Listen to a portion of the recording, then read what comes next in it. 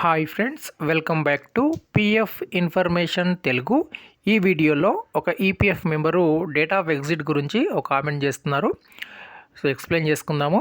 వీడియోకి లైక్ చేయండి, కొత్తగా చూసేవారు సబ్స్క్రైబ్ చేయండి. అలానే మీలో ఎవరికైనా పిఎఫ్ విత్డ్రాల్ కావాలంటే నా యొక్క వాట్సాప్ నంబరు వీడియో కింద ఉంటుంది, అక్కడ నుంచి మీరు కాంటాక్ట్ అవ్వచ్చు. సో ఇక్కడ ఈపీఎఫ్ మెంబరు ఏమని కామెంట్ చేస్తున్నారంటే, బ్రదర్ నేను 2022లో ఒక కంపెనీలో డ్యూటీ చేసి ఎగ్జిట్ అయ్యాను. సో ఇప్పుడు ఆ కంపెనీకి డేట్ ఆఫ్ ఎగ్జిట్ అనేది అప్డేట్ లేదు.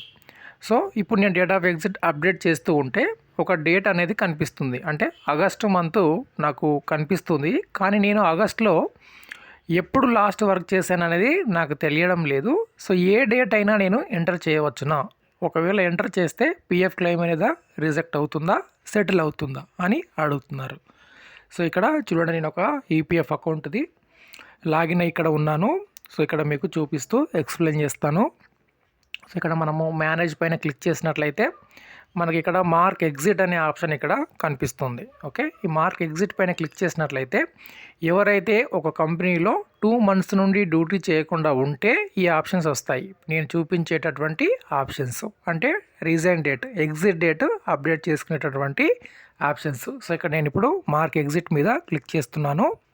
తర్వాత ఇలా ఓపెన్ అవుతుంది. ఇక్కడ సెలెక్ట్ ఎంప్లాయ్మెంట్ మీద క్లిక్ చేయమంటుంది. అంటే మీరు ఒకే కంపెనీలో డ్యూటీ చేస్తుంటే ఒకే ఐడి ఇక్కడ మీకు కనిపిస్తుంది, కంపెనీకి సంబంధించిన పిఎఫ్ అకౌంట్ ఐడి. ఓకేనా, మీరు మల్టిపుల్ కంపెనీస్లో డ్యూటీ చేస్తుంటే మల్టిపుల్ ఐడీస్ ఇక్కడ కనిపిస్తాయి. సో ఇక్కడ నేను ఇక్కడ క్లిక్ చేసి చూపిస్తాను. తర్వాత ఇలా మనకు ఓపెన్ అవుతుంది. ఓపెన్ అయిన తర్వాత ఇక్కడ select date of exit EPF అనేది మనకు కనిపిస్తుంది. 2 సార్లు మనము కన్ఫర్మ్ చేయాలి. సో ఇప్పుడు నేను ఇక్కడ క్లిక్ చేస్తాను. క్లిక్ చేసినట్లయితే చూడండి, మనకి ఇక్కడ 2022 ఆగస్టు మంత్కు సంబంధించినటువంటి క్యాలెండర్ ఇక్కడ మనకు ఓపెన్ అయింది. సో ఇప్పుడు వీరు ఏమడిగారు, సో ఆగస్టు మంత్లో నేను ఏ డేట్ అయినా తీసుకోవచ్చునా? ఎందుకంటే నేను ఆగస్టులో డ్యూటీ చేశానా, సెప్టెంబర్లో డ్యూటీ చేశానా నాకు గుర్తుకు లేదు, కాబట్టి ఇక్కడ ఏ డేట్ అయినా నేను తీసుకోవచ్చునా అని అడుగుతున్నారు. సో ఇక్కడ ఆన్సర్ ఏంటంటే, మీరు ఏ డేట్ పడితే ఆ డేట్ తీసుకుంటే క్లెయిమ్ అనేది రిజెక్ట్ అవుతుంది. ఓకే, రిజెక్ట్ అయిన తర్వాత ఒకసారి డేట్ ఆఫ్ ఎగ్జిట్ మీరు అప్డేట్ చేసిన తర్వాత డేట్ ఆఫ్ ఎగ్జిట్ చేంజ్ చేయాలన్నా, డేట్ ఆఫ్ జాయినింగ్ చేంజ్ చేయాలన్నా చాలా కష్టపడాలి.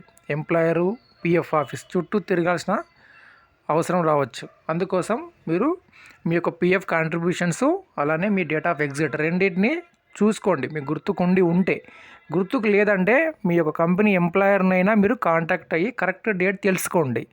రాంగ్ డేట్ ఎంటర్ చేశారంటే క్లెయిమ్ అనేది రిజెక్ట్ అవుతుంది. ఇక్కడ మీరు చూస్తున్నారు, please note you can select any date of last contribution అని ఇక్కడ మనకు కనిపిస్తుంది. కానీ ఇది కొన్నిసార్లు కొందరికి వర్క్ అవుతుంది, కొందరికి వర్క్ కాదు. ఎందుకంటే నా యొక్క అనుభవంతో చెప్తున్నాను. కొందరికి ఇక్కడ ఏ డేట్ తీసుకున్నా కొందరికేమో క్లెయిమ్ సెటిల్ అవుతుంది. ఎందుకంటే కొన్నిసార్లు పిఎఫ్ ఫీల్డ్ ఆఫీసర్ వారు కరెక్ట్గా చెక్ చేయకుండా క్లెయిమ్ సెటిల్ చేస్తుంటారు. కానీ కొన్నిసార్లు ఎలా ఉంటుంది, మీరు ఎంటర్ చేసిన డేటు, మీ సర్వీస్ హిస్టరీ, మీ పిఎఫ్ కాంట్రిబ్యూషన్స్ ఇవన్నీ చూసి క్లెయిమ్ సెటిల్ చేస్తారు. కాబట్టి తప్పనిసరిగా కరెక్ట్ డేటే మనము ఎంటర్ చేయాలి. ఒక 1 day డిఫర్ ఉన్నా కూడా క్లెయిమ్ అనేది రిజెక్ట్ అవుతుంది.